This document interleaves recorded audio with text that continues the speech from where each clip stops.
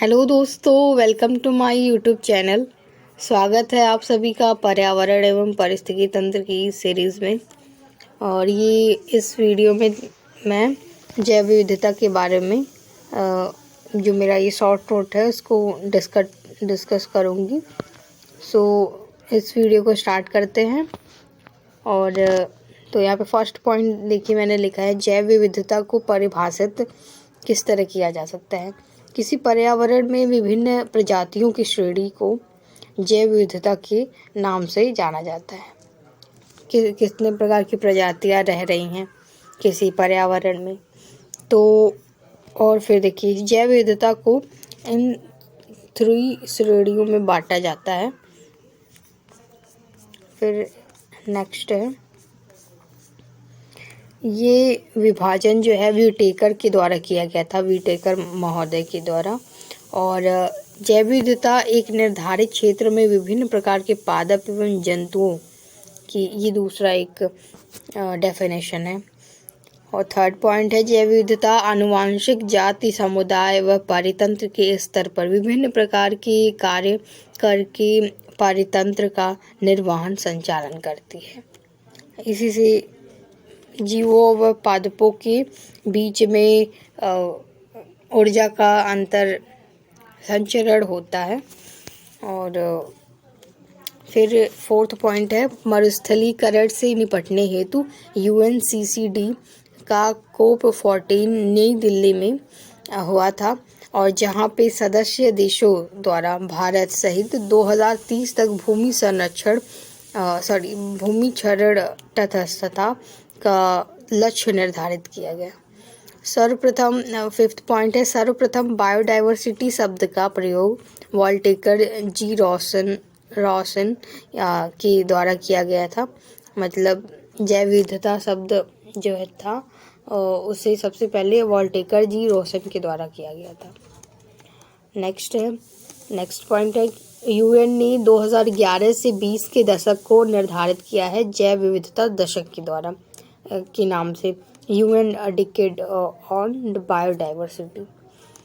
फिर next point है, भारत का प्रथम national centre for marine biodiversity NCMB Gujarat में जामनगर में स्थित है। प्रथम national centre for marine biodiversity Gujarat के जामनगर में स्थित है। उद्देश्य है कि समुद्र तटीय क्षेत्रों में स्थित जैव विविधता की सुरक्षा करना। फिर नेक्स्ट पॉइंट है, मरीन नेशनल पार्क कच्छ की खाड़ी में स्थित है। जो मरीन नेशनल पार्क है वो कच्छ की खाड़ी में स्थित है। फिर जैव विविधता प्रवणता, ये क्या होती है इसे देखते हैं। फिर इसमें सर्वाधिक जैव विविधता उष्णकटिबंधीय वर्षा वनों, उष्णकटिबंधीय सदाबहार वर्षा वनों में पाई जाती है, जिसका विस्तार 0 डिग्री से 10 डिग्री नॉर्थ एवं साउथ तक होता है। ये जो जैव विविधता प्रवणता है, इसमें आप लोग देख सकते हैं कि इसका मतलब ये है कि कहाँ पे जैव विविधता उच्च मात्रा में पाई जाती है। तो 0 डिग्री, ये जो भूमध्य एक मिनट में डिनोट करके दिखा रही हूँ। यस, ये जो इस क्षेत्र को उत्तरी गोलार्ध के 10 डिग्री और दक्षिणी गोलार्ध के 10 डिग्री के बीच के क्षेत्र को, जिसे भूमध्य रेखीय कहते हैं, इक्वेटोरियल रीजन, तो उसे मेगा डाइवर्सिटी एरिया कहा जाता है। मेगा बायोडाइवर्सिटी एरिया कहा जाता है।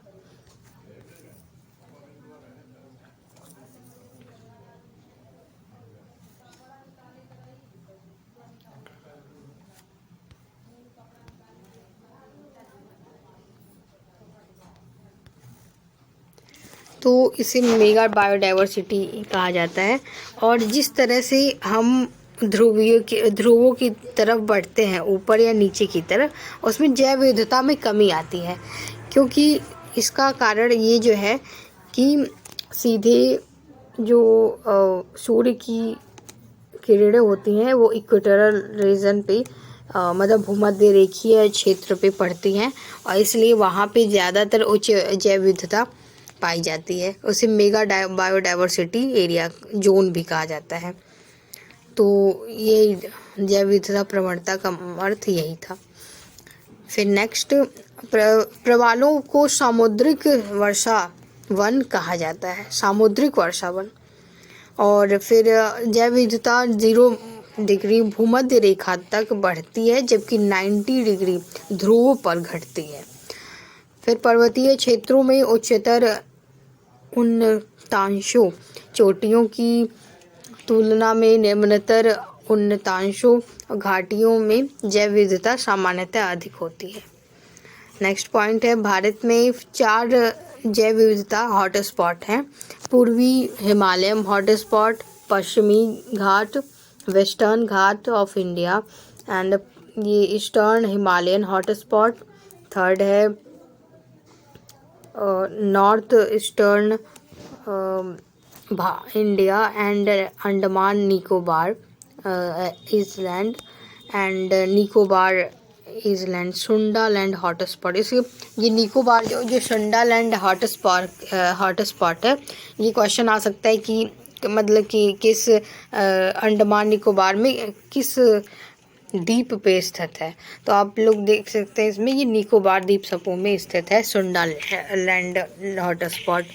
और ये इंडो म्यांमार हॉटस्पॉट, यहाँ पे ये 4 मुख्य जैव विविधता वाले हॉटस्पॉट है, मतलब कि मुख्यतः और बायोडाइवर्सिटी हॉटस्पॉट इन 4 जगहों पे ज़्यादा पाई जाती है।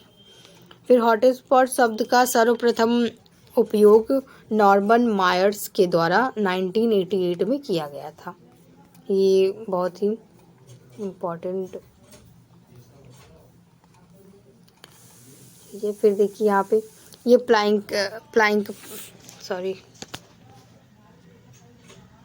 फाइटोप्लैंक्टन, जैसे प्लैंक्टन जो होता है वो मछलियों समुद्री मछलियों का मुख्य भोजन होता है। ये एक तरफ से ये पादप प्लवक है, सूक्ष्म जीव होते हैं और इसमें लिम्नेटिक क्षेत्र में पादप प्लवक अधिकता से वृद्धि करते हैं क्योंकि यह जल का घुला हुआ क्षेत्र होता है जहाँ प्रकाश एवं पोषक तत्वों की उचित मात्रा रहती है। और 17th है, देखिए यहाँ पे जैव विविधता के विनाश का कारण पर्यावरण प्रदूषण, वनों का नाश, प्राकृतिक आवासों का नाश और विदेशी प्रजातियों का आक्रमण, ये सब है। फिर नेक्स्ट पॉइंट है, तितलियों अनियत तापी प्राणी कोल्ड ब्लडेड हैं, इसलिए इनके लिए उष्ण एवं गर्म जलवायु वाला क्षेत्र सर्वश्रेष्ठ माना जाता है।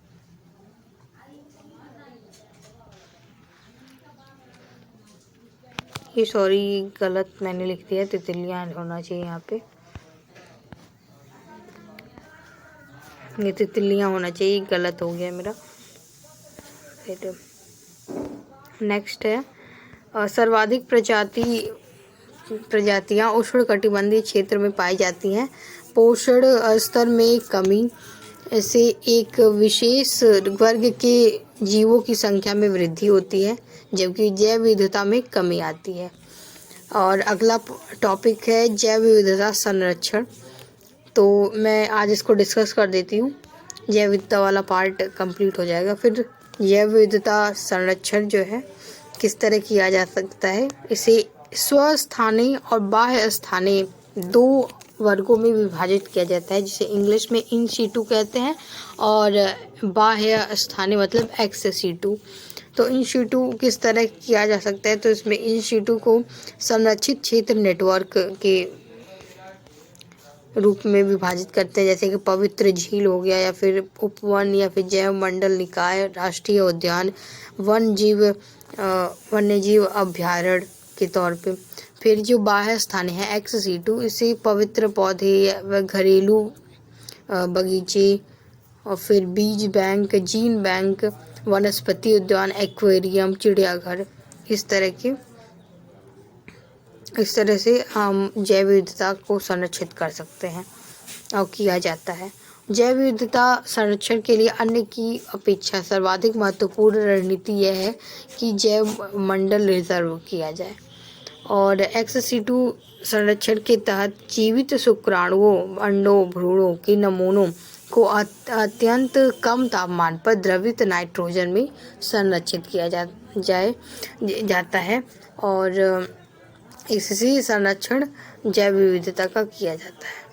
फिर प्रवाल विरंजन का सबसे अधिक प्रभावी कारण सागरीय जल की सामान्य तापमान में वृद्धि होना है, अर्थात वैश्विक ऊष्मण ग्लोबल वार्मिंग से ये प्रवाल विरंजन होता है। जैसे कि जब समुद्र का जल समुद्र का तापमान बढ़ता है तो उससे ये जो प्रवाल भित्तियाँ होती हैं इसमें कैल्शियम कार्बोनेट से वो सब डिके होने लगता है, वो सड़ने लगता है और उस तरह से कैल्शियम कार्बोनेट का निर्माण होता है। और फिर नेक्स्ट पॉइंट है, भारत में प्रवाल भित्तियाँ वाले 4 प्रमुख क्षेत्र हैं जो इसमें प्रवाल भित्तियाँ जहाँ पे पाई जाती है। इंडिया का टेरिटोरियल जुरिडिक्शन है जहाँ तक, वो है अंडमान निकोबार द्वीप समूह, फिर कच्छ की खाड़ी, मन्नार की खाड़ी और लक्षद्वीप। फिर IUCN international union for conservation of nature and natural resources establish किया था 1964 में। फिर ये साइट जो है convention on international trade in endangered species of wild fauna and flora का भी उसी समय किया गया था एस्टेब्लिशमेंट 1964 में ही। फिर IUCN UN का अंग नहीं है, ये ध्यान में रखना चाहिए क्योंकि ये पूछ सकता है कि IUCN UN का भाग है या नहीं। तो ये UN का भाग नहीं है, इसे UN महासभा में पर्यवेक्षक का आधिकारिक दर्जा प्राप्त हुआ है। और नेक्स्ट टॉप पॉइंट है कि रेड डाटा बुक IUCN द्वारा प्रकाशित की जाती है जिसमें संकटग्रस्त पौधों एवं पशु जातियों की सूची होती है। फिर ये वर्तमान में सोन चिरैया महान भारतीय सारंग ग्रेट इंडियन बस्टर्ड अति संकटग्रस्त श्रेणी में स्थित है। फिर कस्तूरी मेघ संकटग्रस्त क्षेत्र में श्रेणी में है। लाल पांडा संकटग्रस्त श्रेणी में शामिल है। फिर IUCN परिभाषा के अनुसार कोई प्रजाति तब विलुप्त एक्सटिंक्ट होती है जब प्राकृतिक आवास में 50 वर्ष से न देखी गई हो। और नेक्स्ट पॉइंट है, गिद्धों की तेजी से घटती जनसंख्या का मुख्य कारण है डिक्लोफेनाक दर्द निवारक दवा, क्योंकि इससे उनके किडनी की पर काफ़ी असर पड़ता है बुरा। इससे मतलब वो मरने लगते हैं, इसलिए उनकी संख्या में तेज़ी से गिरावट देखी गई है। और नेक्स्ट पॉइंट है, इंडियन फ्लाइंग फॉक्स चमगादड़ों की एक प्रजाति है। इंडियन फ्लाइंग फॉक्स इसमें है, तो इसमें कभी ये इस तरह का क्वेश्चन आ जाए तो इस तरह से हम लोग कहेंगे ये लोमड़ी से संबंधित होगा, लेकिन ये गलत है। ये इंडियन फ्लाइंग फॉक्स जो है वो बैट मतलब चमगादड़ से संबंधित है, उसकी एक प्रजाति है जिसे ग्रेटर इंडियन फ्रूट बैट के नाम से भी जाना जाता है। फिर ये डिगोंग जो है वो विशाल समुद्री स्तनधारी होती है जो IUCN के रेड लिस्ट में असुरक्षित वल्नरेबल सेक्शन में उसे शामिल किया गया है। यह एक शाकाहारी स्तनधारी है और घास खाने की आदत से समुद्री गाय के नाम से भी जाना जाता है इसे। डुगोंग, एक बात मैं बता दूं आप लोग को, यहाँ पे तमिलनाडु का जो राज्य मतलब कि इंडिया का जो समुद्री राष्ट्रीय समुद्री जीव है वो डुगोंग ही है। ये इसके साथ आप लोग याद रख सकते हैं। इंडिया का जो राष्ट्रीय समुद्री जीव है वो ये डुगोंग ही है। और फिर घास खाने की आदत से ये समुद्री गाय के भी नाम से जाना जाता है। ये घास खाती है और इसे वन्य जीव संरक्षण अधिनियम 1972 की अनुसूची प्रथम में के अधीन विधिक संरक्षण प्रदान किया गया है। फिर सिंह पूंछी वानर मतलब लॉयन टेलेड मकाको दक्षिण भारत के पश्चिमी घाट में पाया जाता है। यह वानर तमिलनाडु, केरला एवं कर्नाटका राज्यों में पाया जाता है। भारत में रेड पांडा प्राकृतिक रूप से उत्तर पूर्वी भारत, सिक्किम, वेस्ट बंगाल, अरुणाचल प्रदेश में पाया जाता है। और रामसर स्थल ईरान में स्थित है। रामसर जो स्थल है वो ईरान में स्थित है और 2 फरवरी 1971 को प्रथम रामसर सम्मेलन आयोजित किया गया था। और वहाँ पे रामसर नामक स्थल पे ये आयोजित किया गया था, इसलिए इसे रामसर कन्वेंशन के नाम से जाना जाता है। और इसके साथ ही तभी से 2 फरवरी को हम लोग वर्ल्ड वेटलैंड डे के रूप से मनाया जाता है। इसे आर्द्र भूमि, नम भूमि के दलदली भूमि के नाम से जानी जाती है। वेटलैंड दिवस यहाँ पे देखिए मैंने इसको भी कंप्लीट किया है। वेटलैंड डे 2 फरवरी को मनाया जाता है। फिर 37 पॉइंट है, लवणीय आर्द्र भूमियों के अंतर्गत सर्वाधिक क्षेत्र वाला राज्य गुजरात है, जबकि आर्द्र भूमियों के अंतर्गत सर्वाधिक क्षेत्र वाला राज्य जो वो पश्चिम बंगाल है। मतलब लवणीय जो मतलब खारा कहाँ पे है आर्द्र भूमि, सबसे ज़्यादा गुजरात में है और क्षेत्रफल में सबसे ज़्यादा पश्चिम बंगाल में है। जैसे मैंग्रोव ट्री सुंदरबन का जो डेल्टाई भाग है वो ज़्यादातर ये आर्द्र भूमि में ही काउंट किया जाता है, पश्चिम बंगाल में है स्थित। फिर भारत में रामसर सम्मेलन में 1 फरवरी 1982 में हस्ताक्षर करके शामिल हुआ। भारत रामसर सम्मेलन में 1 फरवरी 1982 में शामिल हुआ। वर्तमान जो है ये पिछले साल का डाटा है, ये फर्स्ट इसमें भारत में 75 रामसर स्थल हो चुके हैं। और यहाँ पे पहला जो रामसर सम्मेलन में शामिल हुआ झील था वो है चिल्का झील, और जो कि उड़ीसा में है। और ये 75वां जो रामसर कन्वेंशन में शामिल हुआ गॉर्ज है, यहाँ पे यही सतकोशिया गॉर्ज है, ये जो कि उड़ीसा में है। अभी सबसे अधिक जो है वो तमिलनाडु में स्थित है, 14 कुल रामसर साइट्स हैं। और उसके बाद सबसे ज़्यादा उत्तर प्रदेश में है, टोटल 10। फिर नेक्स्ट टॉप पॉइंट है मॉन्ट्रियल एंड मॉन्ट्रेस रिकॉर्ड। यह आर्द्र भूमि का रजिस्टर है जहां मानवीय हस्तक्षेप से नकारात्मक परिवर्तन हो रहा हो, उसे शामिल किया जाता है इसमें। फिर उत्तर प्रदेश में रामसर स्थल ऊपरी गंगा नदी 2005 बुलंदशहर में है।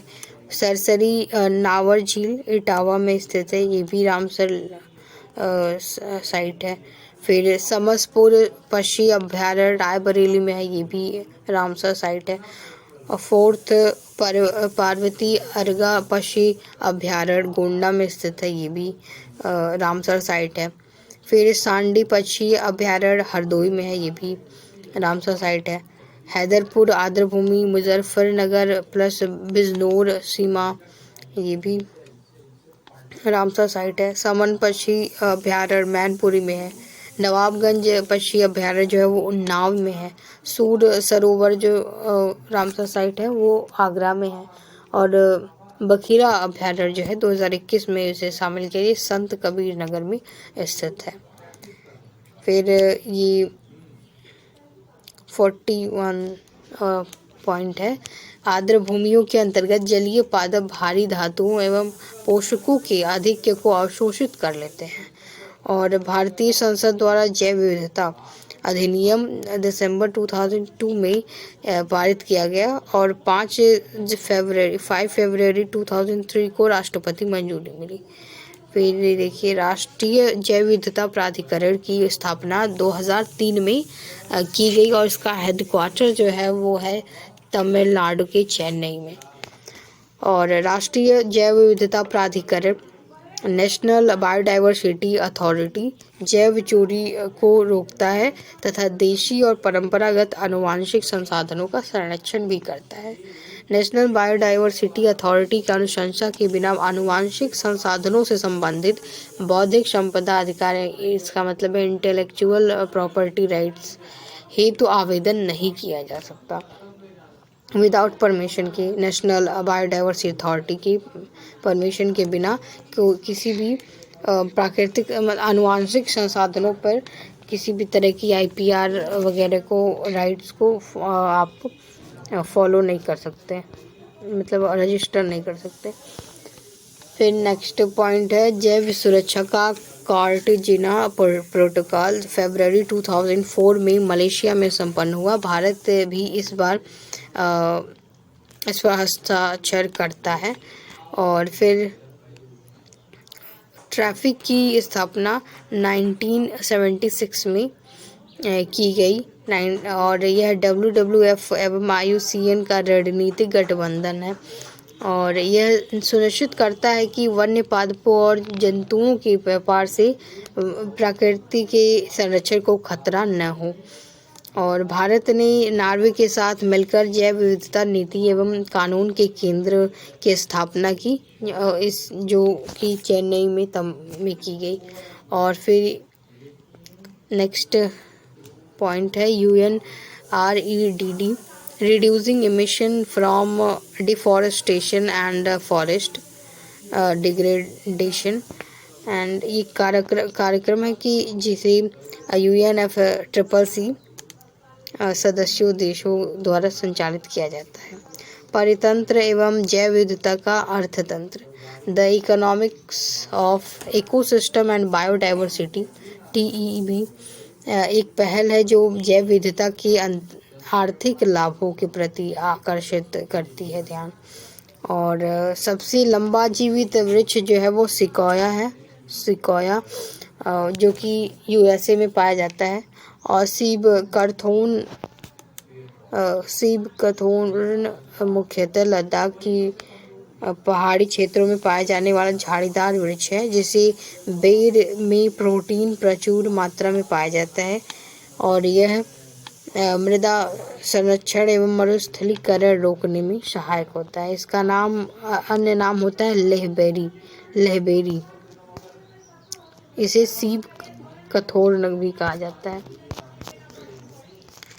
फिर अब इस तरह से नेक्स्ट टॉपिक है, पॉइंट है कि ब्राह्मणी व वैतरणी नदी भितरकनिका वन्य जीव अभयारण्य में मिलती है। ब्राह्मणी व वैतरणी नदी जो भितरकनिका वन्य जीव अभयारण्य है उसमें मिलती है और ब्राह्मणी नदी को झारखंड में दक्षिणी कोयल कहा जाता है। और नेक्स्ट जैव विविधता दिवस 22 मई को मनाया जाता है। और ये देखिए यहाँ पे टुमारो बायोडाइवर्सिटी बुक जो है उसकी लेखिका वंदना शिवा है। और अब नेक्स्ट टॉपिक जो है green house effect and climate change, ये हम नेक्स्ट वीडियो में कंप्लीट करेंगे। और तब तक के लिए आप लोग मेरे चैनल को सब्सक्राइब करें और मेरे वीडियो को लाइक शेयर ज़रूर करें और अपने विचार भी कमेंट सेक्शन में लिखना ना भूलें आप लोग कि मेरा वीडियो किस तरह लग रहा है आपको और मैं आंसर राइटिंग किस तरह करती हूँ या फिर ये बुक जो है किस तरह है जो मैंने शॉर्ट नोट्स के तौर पे मैंने डिस्कस किया है। और thanks for watching my video और see you in the next video for sure.